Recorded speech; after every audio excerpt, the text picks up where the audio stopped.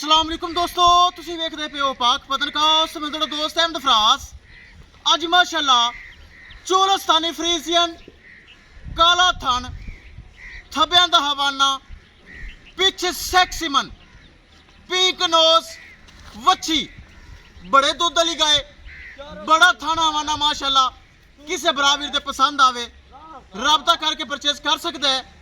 Location डबूंगा हयात तहसीलो जिला पाक पतन शरीफ। मोबाइल नंबर है साडा 0300 पूरा 8754 743। व्हाट्सअप नंबर भी यही है जी, लोकल नंबर भी यही है।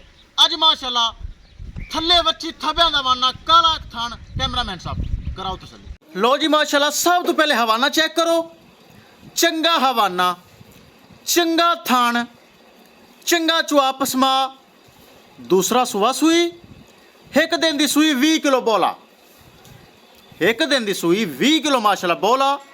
अगे पिछे माशाल्लाह चंगा हवाना झुंगी ब्रीड चेक करो। चंगी मोटी ताजी पिछे सैक्सीमन पिंक नोज वच्छी दी माशाल्लाह। चंगी वच्छी थले माशाल्लाह ए चेक करो। जेड़ा बराल जावे उन्हें नसीब करे। सैक्सीमन पिंक नोज वच्छी दी माशाल्लाह चेक करो। दूसरा सुआ सुई चोलस्तानी फ्रीजियन एक दिन की सूई 20 किलो बोला, मोटी ताजी जवान एक्टिव चुस्त।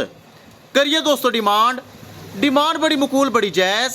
किसी बराबर दे पसंद आवे 20 किलो दुध पिछे बच्ची 5,95,000 रुपये डिमांड, 5,95,000 रुपये डिमांड। लोकेशन डबूंगा हयात तहसीलो जिला पाक पतन शरीफ। मोबाइल नंबर है साडा 0300 पूरा 8754 743। व्हाट्सअप नंबर भी यही है जी, लोकल नंबर भी यही है।